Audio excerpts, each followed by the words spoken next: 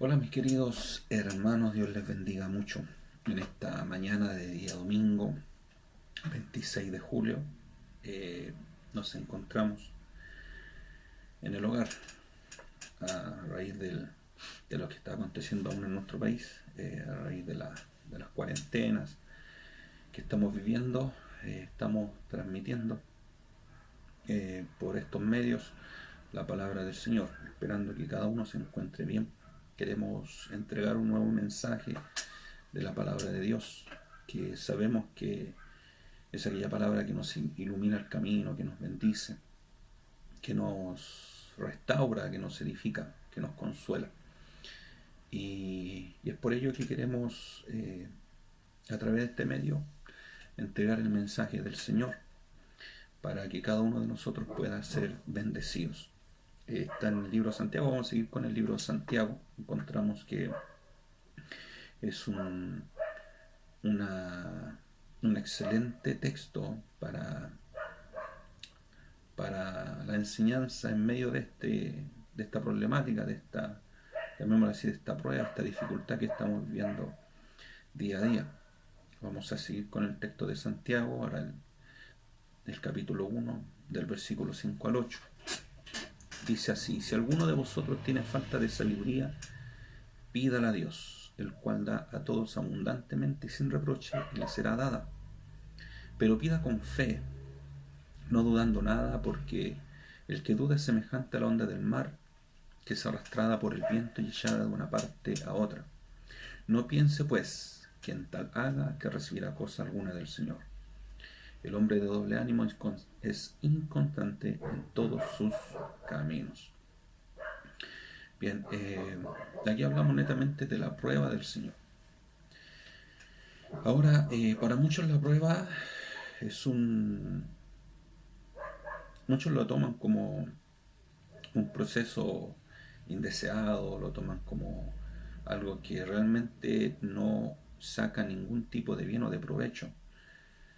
Y la verdad es que la prueba es la herramienta que Dios nos da, que Dios utiliza para realmente bendecirnos, bendecir nuestra vida espiritual, nuestra vida, incluso nuestra vida emocional, nuestra vida respecto a Él, quiénes somos frente a Él.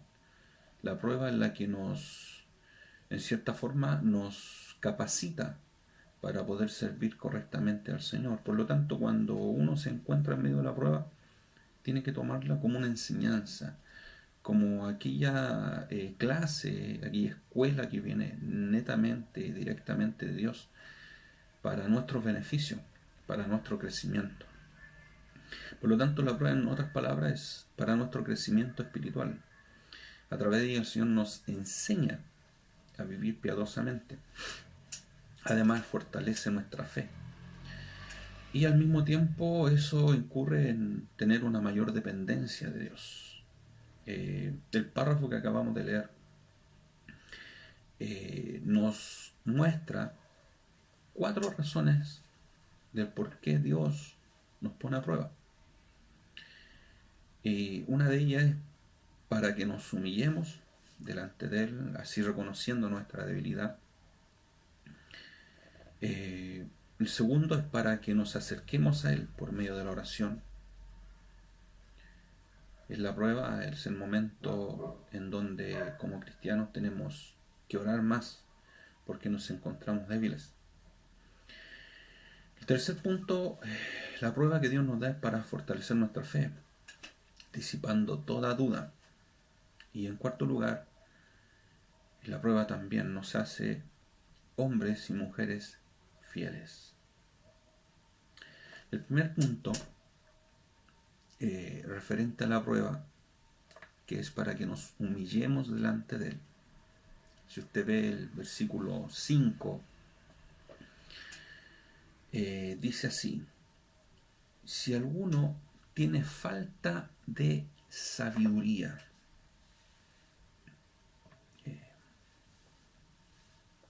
Todos nosotros nos creemos muchas veces más sabios que otros, más entendidos en algún tipo de materia.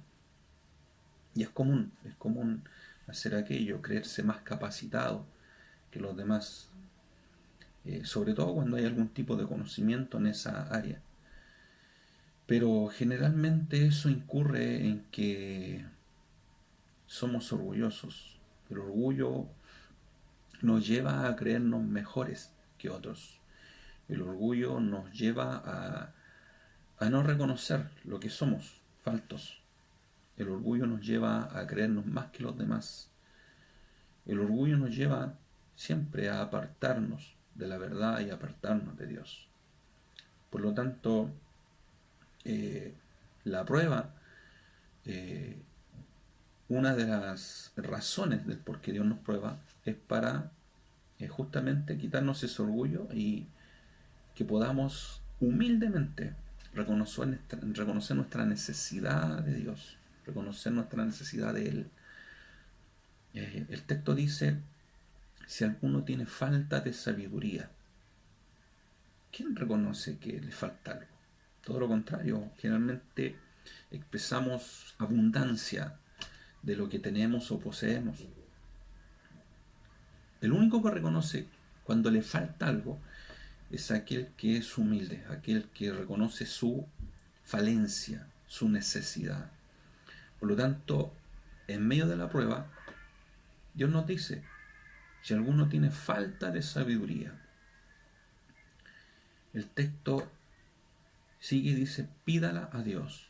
Si alguno tiene falta de sabiduría. Por lo tanto, el reconocer que hay falta de sabiduría es humillarse delante de Dios.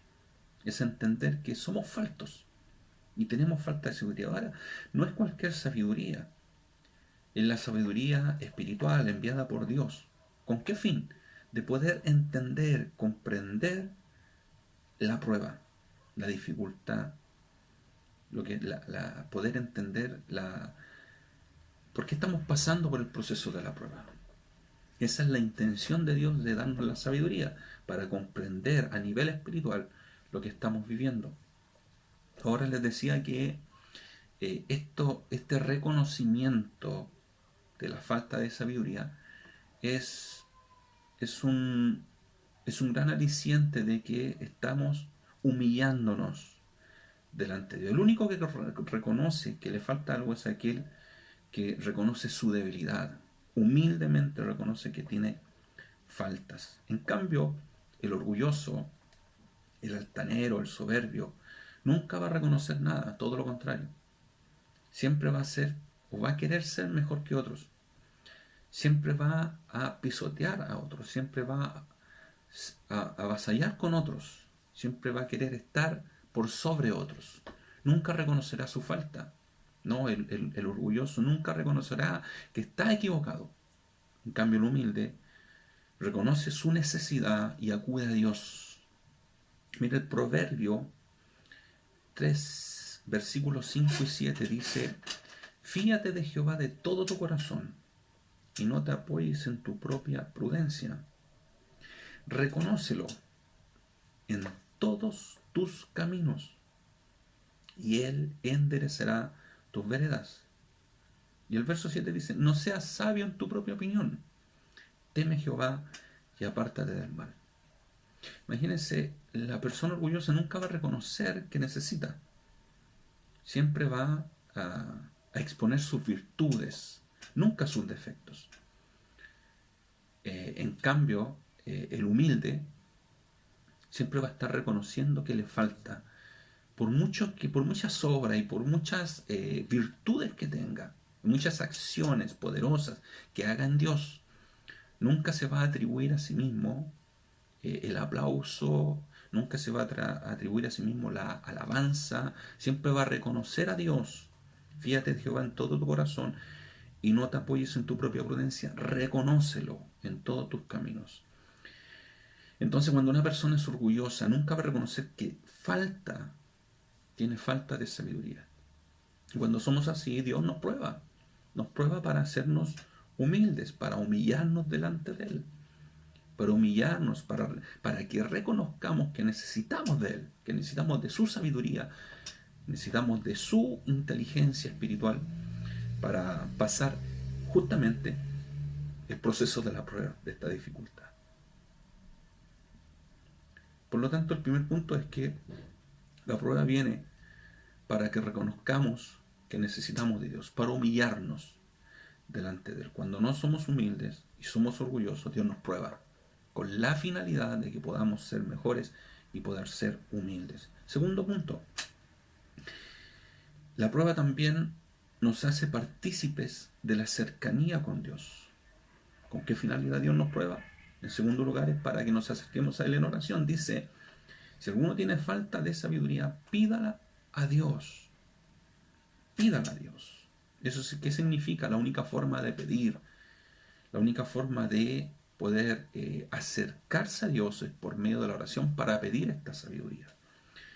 Hay muchos que cometen el error de que cuando viene la prueba, viene la dificultad, que es en donde más necesitamos orar, donde más nos necesitamos acercarnos a Dios, es en ese momento donde las personas se apartan de Dios. Es justamente el momento donde más necesitamos oración, donde más necesitamos acercarnos a Él, porque somos frágiles, somos débiles.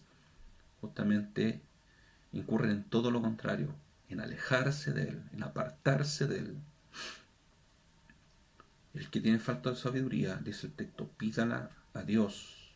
Jesús dijo, el que pide recibe, el que busca halla, el que golpea se le abre.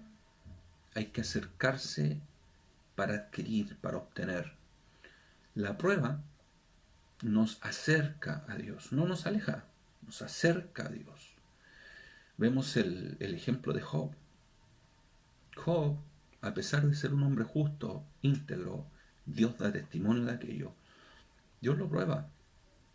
Y Job, en el término de su proceso, de esa dificultad tremenda de ver morir a sus hijos, a sus hijas, ver ser destruido todo lo que había edificado con sus manos, de tener una vida próspera, económica y familiarmente, y ver todo por el suelo, Job entra en este proceso de la prueba, de la dificultad, y termina diciendo una frase conmovedora, una frase que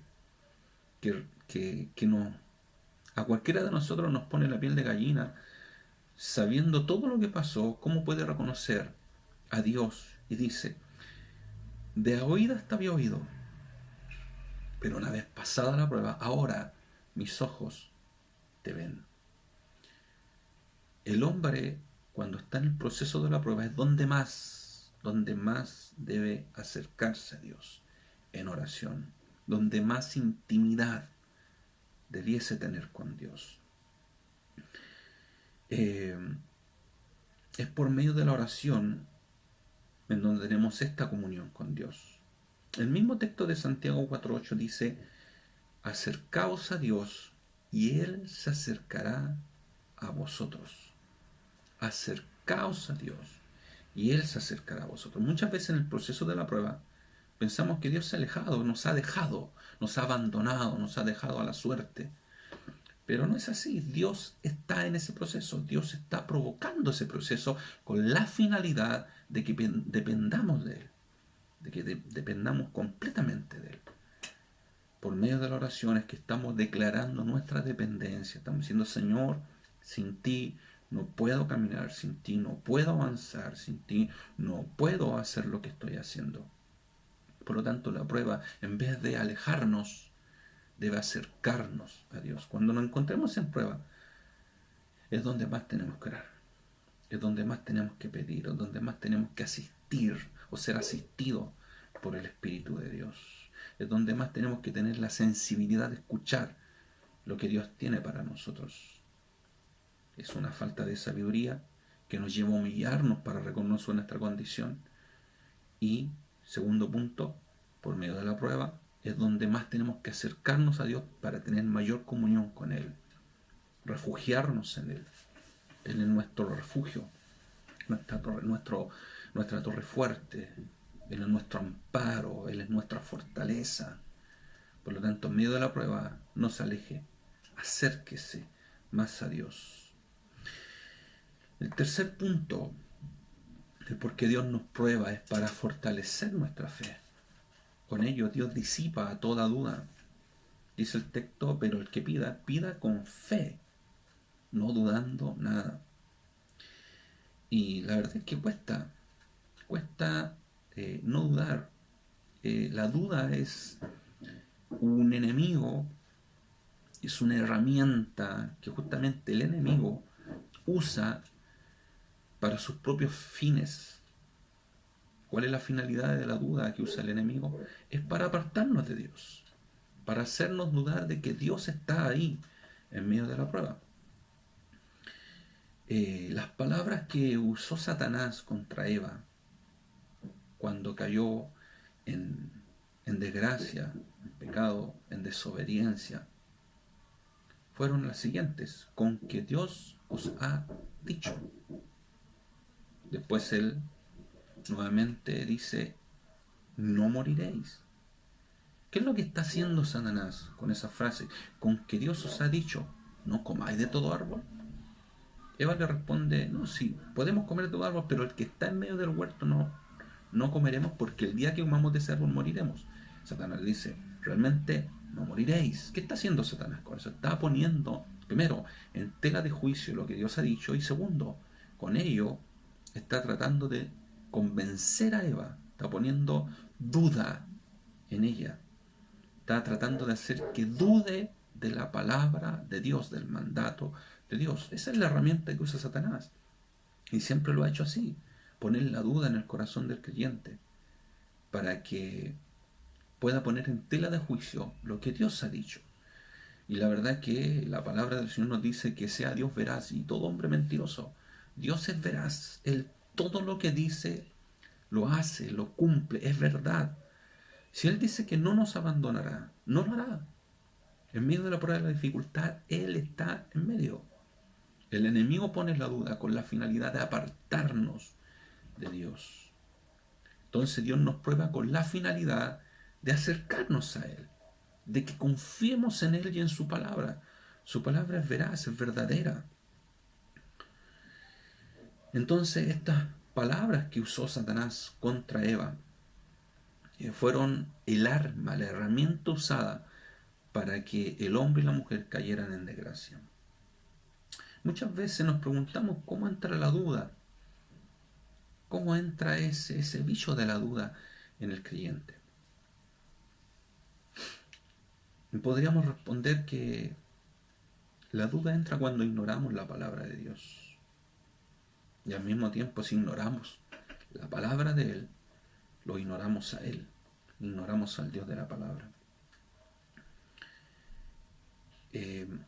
Muchas veces viene la duda porque desconfiamos de lo que Dios puede hacer. Desconfiamos de su palabra. Su palabra nos indica que Él estará con nosotros. Él lo dijo, estaré con vosotros hasta el fin del mundo. El apóstol Pablo en el libro Romanos lo declara, si Dios es por nosotros, ¿quién contra nosotros? El mismo apóstol nos dice que si nosotros confiamos en Él, ponemos toda nuestra confianza en Él, Él hará. Por lo tanto, tenemos que tener la certeza, la seguridad que Dios está obrando.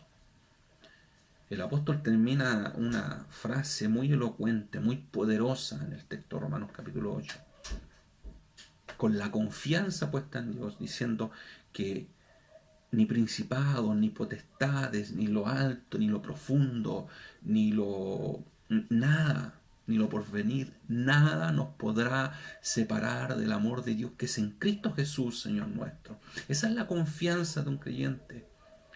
Se disipa toda duda cuando ponemos la confianza en la palabra del Señor y en el Señor de la palabra. Cuando dudamos de su palabra, cuando dudamos de lo que Él puede hacer, estamos entrando en un terreno satánico, en un terreno demoníaco. La duda no es de Dios, la duda es de Satanás, es del enemigo. Él está intentando por todos los medios apartarnos de Dios, de una u otra forma. Cuando viene la enfermedad, cuando viene la dificultad, Satanás se aprovecha de la prueba que Dios ha impuesto en nuestra vida con la finalidad, Dios tiene la finalidad de vernos crecer, vernos madurar, pero Satanás se aprovecha de esa condición de fragilidad para hacernos dudar. para hacernos muchas veces caer. Por lo tanto, una de las causas por qué Dios nos prueba es para fortalecer nuestra fe. Muchas veces viene la enfermedad, sobre todo en este tiempo. Está la enfermedad patente. Y vemos lamentablemente que muchos están desesperadamente eh, buscando fórmulas humanas para tratar de salir de esta situación. Desesperados, han dejado de orar, han dejado de buscar a Dios, porque piensan que Dios los ha abandonado. Y es todo lo contrario. Si Dios nos ha impuesto la prueba y la dificultad, ya sea por medio de la escasez, ya sea por medio de la enfermedad, ya sea por medio de cualquier otro medio, tenga la certeza y la seguridad que Dios está obrando con un provecho, para sacar provecho de esto, para sacar algo al limpio, algo al blanco, para hacernos pasar por el proceso de la madurez espiritual. No se aparte de Dios cuando está probado, todo lo contrario, acérquese más a Él, fortalezcamos nuestra fe. ¿Cómo? Por medio de la palabra. La fe viene por el oír que palabra de Dios. Es por medio de la palabra de Dios que viene, se provoca, se promueve la fe. Por lo tanto, cuando nos estamos en una condición deplorable, en una condición difícil, en una condición, sea esta física, de enfermedad, emocional, lo que sea, les recomiendo, acérquese más a Dios por medio de la oración, acérquese más a su palabra para hacerse de aquellas frases, de aquellas promesas que Dios ha impuesto en su palabra. La palabra de Dios es fiel y verdadera. Es fiel y verdadera. Si Él dice y dijo estar con nosotros, Él está con nosotros. Pierda cuidado, Él está con nosotros. Por lo tanto, fuera la duda, confiar más en el Señor. Si usted está poniendo en tela de juicio lo que Dios le ha dado o lo que Dios ha dicho, acérquese más a Dios por medio de la oración y acérquese más a su palabra. Tenemos el caso del centurión, el centurión romano que se acercó a Jesús, Mateos 8:5. Dice, entrando Jesús en Capernaum, vino a él un centurión rogándole y diciendo, Señor, mi criado está postrado en casa, paralítico, gravemente atormentado. Jesús le dijo, yo iré y le sanaré. Respondió el centurión y dijo, Señor, no soy digno de que entres bajo mi techo. Solamente di la palabra y mi criado sanará. Porque también yo soy hombre bajo autoridad, y tengo bajo mis órdenes soldados, y digo a este, ve y va, y al otro, ven y viene, y a mi siervo, haz esto y lo hace. Al oírlo Jesús se maravilló y dijo a los que le seguían, de cierto os digo que aún ni en Israel he hallado tanta fe. Quiero rescatar dos frases que dice el centurión. No soy digno de que entres bajo mi techo. Se da cuenta de esa frase, no soy digno de que entres bajo mi techo. ¿Qué está declarando ahí el centurión? ¿Qué está demostrando? ¿Qué es lo que hay en él? ¿Un gesto de qué? De humildad, de reconocer quién es él y quién es el con el cual él está hablando. Está reconociendo, en otras palabras, que Jesús no es cualquier persona. No es un Dios cualquiera, un Dios, el Dios de los hindúes, el Dios de lo islámico, no es el Dios que aparece y desaparece, que le dio cuerda a este mundo y después se mandó a cambiar, no. Él está reconociendo que Él es el verdadero Dios, está reconociendo la divinidad de este Mesías, de este Señor, de este Dios, está reconociendo su grandeza. Él no es digno de que Jesús entre bajo su techo, no se encuentra digno. Ese es uno de los puntos en los cuales ¿por qué Dios nos prueba? Para hacernos humildes, para reconocer quién es Él y quiénes somos nosotros. Nosotros solamente somos barro en manos del alfarero, y téngalo por seguro que el alfarero va a hacer de ese barro lo mejor, lo de más provecho para el bien de su nombre. Este centurión está reconociendo la autoridad, está reconociendo el poder, está reconociendo la soberanía, que no es un Dios cualquiera, es el Dios verdadero. Y segundo dice, porque yo también soy hombre bajo autoridad. Está reconociendo que el Señor tiene toda la autoridad y basta solamente que Él diga la palabra para que las cosas sean hechas. Eso es fe. No voy a repetir como dicen muchos, di la palabra y será hecho, no. Pero reconocemos en Dios que cuando Él habla, las cosas se hacen, las cosas se cumplen, se llevan a cabo, porque Él tiene toda la autoridad. Tenga la certeza, la seguridad de que si Dios nos está sometiendo y nos ha puesto como el oro en el crisol, es porque Él va a sacar un vaso nuevo de ese crisol, va a sacar un utensilio refulgente, va a sacar un utensilio que va a ser útil para la honra y la gloria de Él. Tenga esa certeza, esa seguridad, que si Dios nos ha puesto en esa prueba, en esa dificultad, Él tiene cuidado de nosotros y está haciendo lo mejor para nosotros. ¿Qué hizo el soldado entonces? Él se humilló delante del Señor y reconoció la autoridad de Jesús. Si estamos siendo probados, humillémonos delante del Señor y Él os exaltará cuando fuere tiempo. No es nuestro tiempo, es el tiempo de Dios.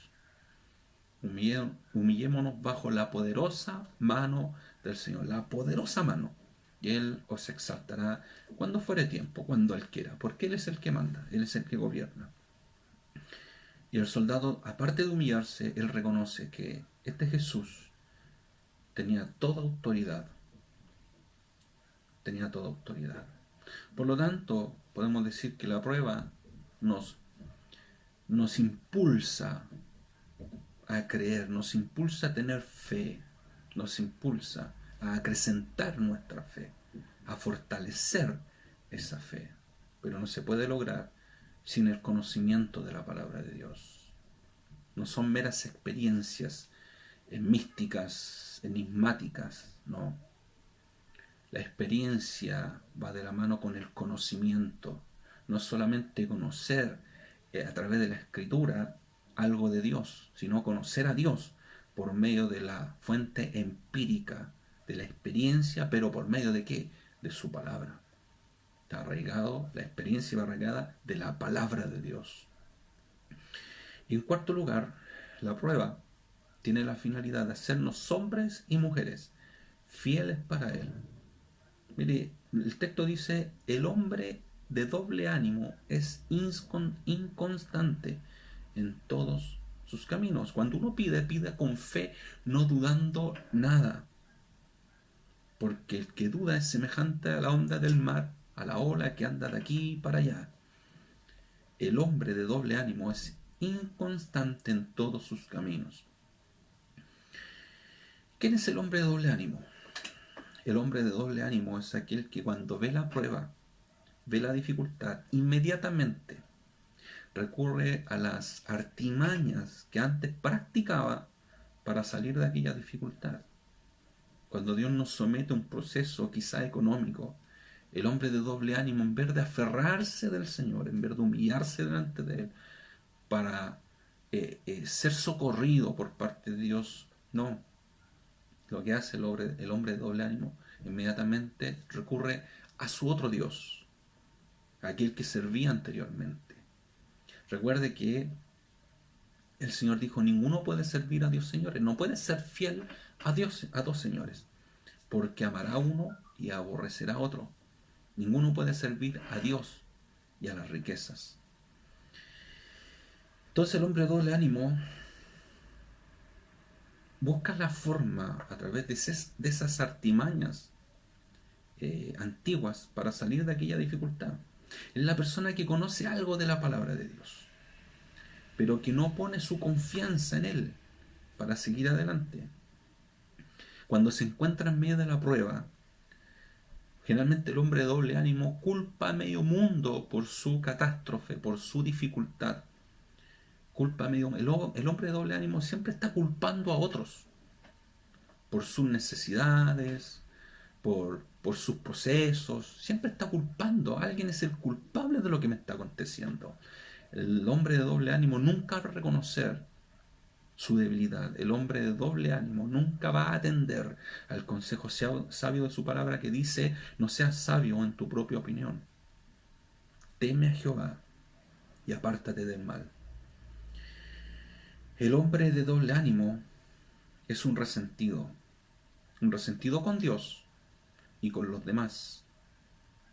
En otras palabras, vive en amargura de espíritu. El hombre de doble ánimo siempre está amargado, nunca está contento, nunca está dichoso, alegre con lo que Dios está haciendo. Siempre está buscando el por qué, el para qué, siempre se está preguntando, siempre se está atribuyendo que, comillas, tiene mala suerte, que por eso le viene esto y esto otro. Es el hombre de doble ánimo.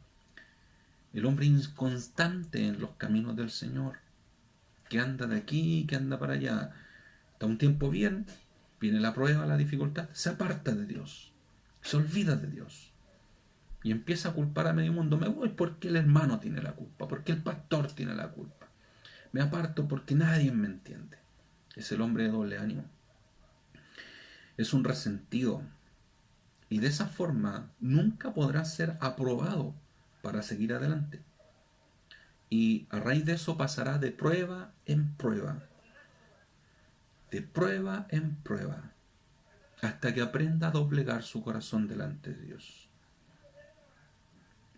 El hombre de doble ánimo se caracteriza por ser infiel, no es fiel. El hombre de doble ánimo es inconstante, es infiel en todos sus caminos. Un día es y al otro día no es. Y la verdad es que no se puede confiar en un hombre de doble ánimo. Un día te dice que sí, al otro día no. Es difícil encontrar hombres fieles. Es como dijo alguien por ahí: el hombre fiel es un hombre en extinción. Es raro encontrar hombres fieles a Dios y también al ser humano, al hombre. Y esto difiere mucho de las palabras que el Señor dice respecto de aquellos que pertenecen al reino. En Mateo 25-21 él dice: bien, respecto a la parábola de los talentos, bien, buen siervo y fiel. Buen siervo. Primero, el hombre que entra al reino es un siervo, es un esclavo, un doulos, un hombre que está en la vida cristiana entendiendo que el propósito es ser fiel a Dios. El propósito grande, magnánimo, a lo cual Dios lo ha llamado, es ser fiel a Él. ¿De qué forma? Reconociendo sus debilidades, humillándose delante de Él. Porque es siervo. ¿El siervo de qué se puede jactar? Un siervo, un esclavo, ¿de qué se puede jactar? ¿De sus cadenas? El apóstol Pablo decía: pucha, me gustaría, le decía al rey Agripa, me gustaría que tú fueras como yo, excepto estas cadenas, que fueras un esclavo, una persona dependiente, que todo lo que hace se lo atribuye a Dios, a su soberanía, a su poder, a su autoridad. Que cuando comete un error no le echa la culpa a nadie, él reconoce que él cometió el error. El hombre fiel es aquel que reconoce que es siervo, que es esclavo. Buen siervo y fiel. Sobre poco has sido fiel, sobre mucho te pondré. Entra en el gozo de tu Señor. Buen siervo, fiel. Sobre poco has sido fiel. La persona fiel es fiel en lo poco, y si es fiel en lo poco, va a ser fiel en lo mucho.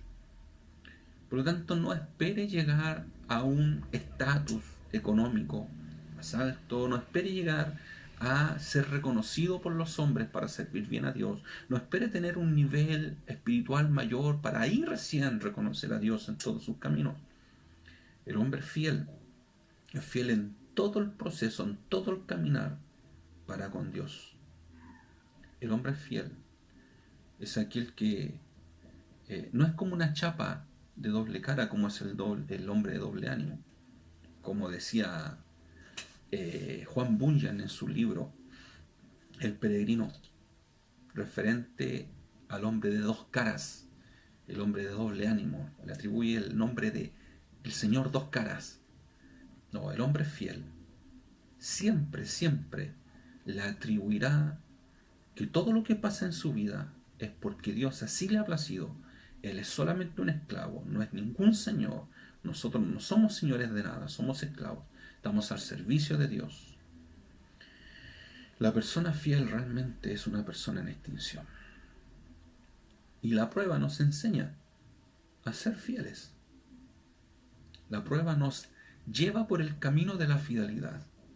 Si estamos siendo probados, aceptemos la reprensión del Señor, aceptemos el proceso de Dios y permanezcamos fieles. Ya no somos niños fluctuantes, llevados por doquiera viento de doctrina. No, tenemos que madurar en el Señor a través de este proceso, la dificultad, y aprender a ser hombres y mujeres fieles. En resumen, las pruebas que Dios nos da son útiles. ¿Para qué? Para humillarnos delante de Él, para acercarnos a través de la humillación, acercarnos a Él en oración. Es el momento donde más debemos orar. Las pruebas nos sirven para fortalecer nuestra fe. Y en cuarto lugar, para hacernos hombres y mujeres fieles. Mis amados hermanos, Dios les bendiga. Espero en el Señor que estas palabras de Dios puedan ser útiles para nuestro crecimiento espiritual y podamos ser bendecidos por medio de su palabra, podamos ser fortalecidos. Sabemos que todo lo que Dios está haciendo es bueno. Todo lo que Dios hace para nosotros es bueno. Que el Señor de paz bendiga su vida, que el Señor de paz guarde su corazón y nos libre de todo mal. Muchas bendiciones.